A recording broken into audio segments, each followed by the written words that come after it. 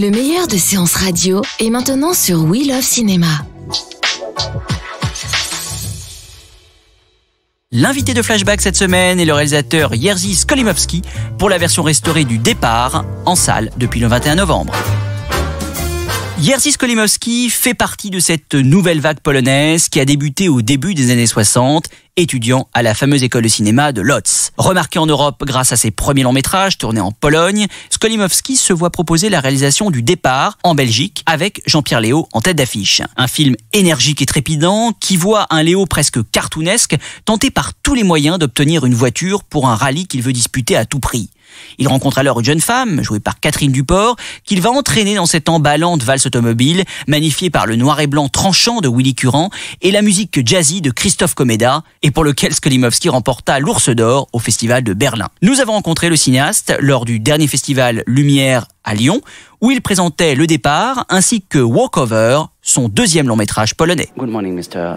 Skolimowski. Thank you very much for to be the host for our show Flashback. My first question is, how did you achieve the walkover, and why did you play at this time the main character? Well, first of all, I was surprised that the film is still quite watchable. You know, it was made more than 50 years ago. I was a very young man at that time. And why did I make it? That was the continuation of my very first movie I made as a film student. I had a clever idea to use every opportunity during the 4 years period of studying in Łódź Film School. I was using every opportunity to shoot a little piece of the same film. In order to do it, I had to decide that I will play the main part because there was no actor who would keep the appearance exactly the same for 4 years, you know, and who would be available on hand every time I have a chance to shoot. So that was the reason I had to play it, and the walkover was a simply continuity of the same film done with a professional equipment and the crew, because the very first one, which was called Signe particulier néant, in Polish Rysopis, it was a half amateurish film, obviously. I was making it with two people, with cameraman and soundman, and nobody else. You know, we were doing everything with our own hands. But the walkover was a fully professional experience. And the most amazing thing was that the production reports from the everyday work was terrifying, because when they put how many camera setups you made this day, and they put one, it sounded terrible, but they didn't take under consideration the fact that one camera setup was 11 minutes long, for example. So, you know, those kind of stories I still remember from that young experience. Actually, it was a very, very professional film.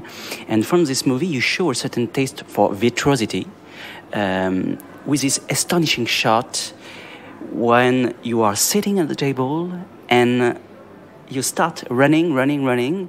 The shot, many minutes. It's incredible for this time, the achievement of this shot. Well, yes, and you know, it was a kind of competition between not only film students, but I think generally at that time, with the kind of free movement of the camera, it was a kind of almost international competition between us, the Nouvelle Vague film directors, to make the extravagant shots, you know, to show the freedom of the camera. So I was one of those, and sometimes my shots were really a top class, I must say. Yes, very impressive. And after that, how did you come to realize Le Départ in Belgium? That was pure coincidence. You know, I was with my third film. Next after Walkover, I made The Barrier, and that film was sent to Bergamo Film Festival. I don't know if this festival still exists, or was it maybe just the maverick of the time. But that was a festival with the money prize. So we were all very anxious to get that money prize. It wasn't a big money, I don't know, something like $5,000.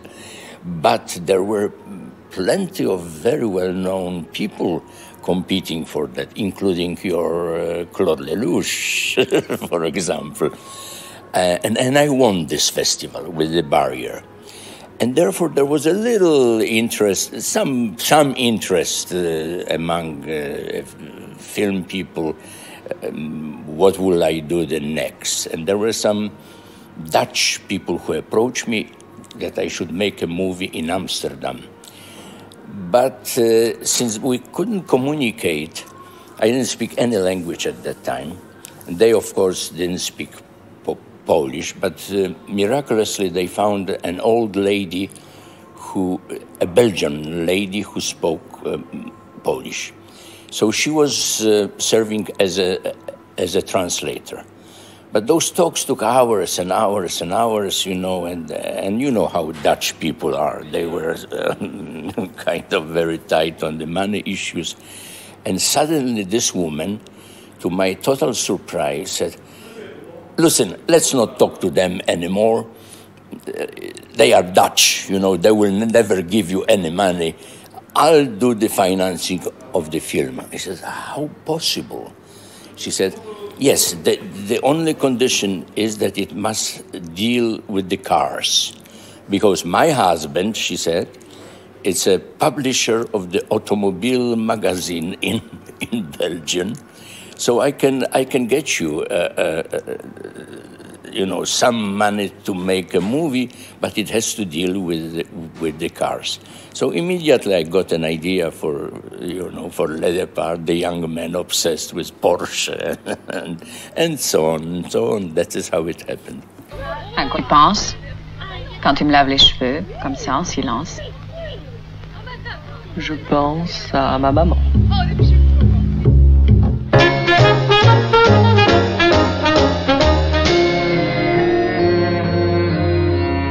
Oui, je sais. Mais qu'est-ce que ça veut dire une caution? C'est une garantie. Bon. Alors voici de l'argent, plus ces cheveux qui en valent beaucoup. Excusez-moi, de quoi s'agit-il? Mais ces cheveux valent 10 000 francs! Je ne le conteste pas. Oui, bon, alors voilà, je veux louer une Porsche. Alors voici de l'argent, plus ces cheveux qui en valent beaucoup. Il vaut mieux téléphoner à quelqu'un qui a une Porsche. Tu as remarqué ma technique du contre-braquage?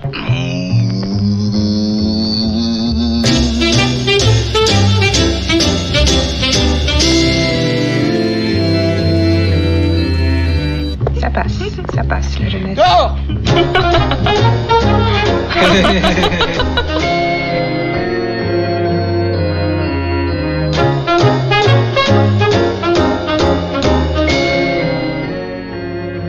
Oui, ils étaient au lit, je suppose qu'il y en avait même qui étaient nus. Oh. Imbécile!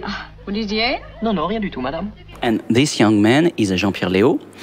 Why did you choose him for this role? You said you didn't control his game at this time, and he embodies the transition of adulthood, is the theme of the film. Jean-Pierre Léaud, how was it? You know, at that time, I didn't see many Western films because in communistic Poland, still in a full bloom in 1965, 66, 67, we didn't have an access to the Western films. So only when I was abroad, I could have a glimpse of one film by Godard, one film by Truffaut. So when it came to the casting of Le Départ, the very few actors I knew was, for example, Jean-Pierre, whom I've seen in Masculine and Feminine. together with the girl Catherine Dupont. And since my film was completely different than masculine and feminine, I said, why shouldn't I steal the cast from Truffaut and put them into my film, make them completely different, and it worked. And in 1968, you said you were very influenced by the new wave, la nouvelle vague française. How did it, and especially Godard, how did it influence you at this time? Well, to be very honest with you, I wasn't influenced because, as I said, I haven't seen those films when I was making my very first film, the one I mentioned to you, Scene Particulier now. I was making this film when I was in the film school, which was 1961, 2, 3, and 4. I haven't seen any of those. But there was something in the air, you know, that cinema is changing. You know, we heard the news that people in France are using the handheld camera, and having such a minimalistic possibilities of making films in a film school, particularly, it was natural for us to use the handheld camera to make the films as a homemade movie. So, and then when we met for the first time, all of us, in Pesaro Film Festival, I suddenly met Milos Forman, who brought his very first film, Black Peter. I met Bernardo Bertolucci, Bellocchio. I met Volker Schlendorf, Alexander Kluge, all those guys who were at the same time making the very, very similar films. And it's generally called now Nouvelle Vague, but there were not only the French discovery, but also the discovery of the generation of the young filmmakers who were trying desperately to make films with what they have in their hands. They didn't have the equipment, you know, the cranes, the huge budgets. We had a very little money and very, very minimalistic means of filmmaking. Is the reason why you choose, at this time, you choose Willy Curran for the photography? And Willy Curran was also one of the very few cameramen which I have seen working, and also his advantage for me was that he spoke some Russian. I didn't speak, as I said, I didn't speak any language than Polish and some Russian because we were forced to learn Russian in the schools. So this is we communicate with Willy Curran on a Belgian set in Russian. He spoke very well at this time? No. He knew the basic words, but at least there was some possibility to communicate. And the style is very different from that the walkover, with a lot of camera shots on the shoulder. The style is very, very different. One film and another, and totally different. You wanted that for this movie? Shooting very hard? Well, again, it was a matter of equipment. What we had. Le Départ had a very modest budget. You know, this Belgian lady and her automobile magazine publisher husband, I don't think they put more than $50,000 to make this film. So what we could hire was also some, some equipment, but not the extravagant one, not the cranes again, and not the long traveling shots. We couldn't make those. And the music is very remarkable in this film. How did you work with Christophe Comeda, your favorite composer? With Christopher Comeda, we were the old friends. I was following their career from early on. I was obsessed with jazz, and Christopher was playing this kind of cool jazz, which I liked the most. So I was so happy that I could work with him. That was a blessing, really. He got a huge credit for helping this film.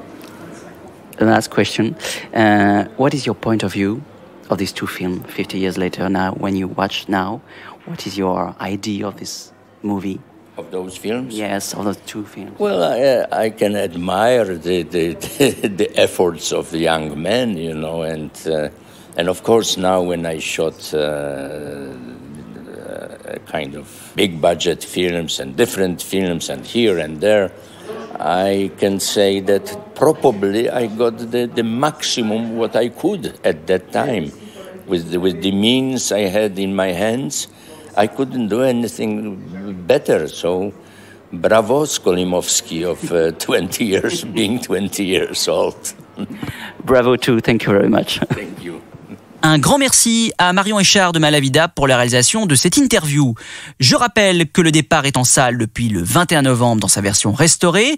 J'ajoute également que Jerzy Skolimowski sera l'invité d'honneur du prochain festival Toute la mémoire du monde à la Cinémathèque française en mars prochain et que 4 films en version restaurée couvrant l'ensemble de la carrière de Skolimowski, de ses débuts à sa période américaine, Signe particulier néant, Walkover, Travail au noir et Le bateau phare, ressortiront également au mois de mars.